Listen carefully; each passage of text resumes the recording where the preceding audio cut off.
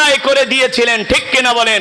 আল্লাহর নবী ছিলেন সেই সারা পৃথিবীর খলিফা, আল্লাহর নবী ছিলেন মদিনার প্রেসিডেন্ট। তিনি প্রেসিডেন্ট থাকা অবস্থায় অমুসলিম তো, মুসলমান তো দূরের কথা, কোনো অমুসলিমও বলতে পারবে না মুহাম্মদ সাল্লাল্লাহু আলাইহি সাল্লাম কাউকে জীবনে কোনোদিন কষ্ট দিয়েছে।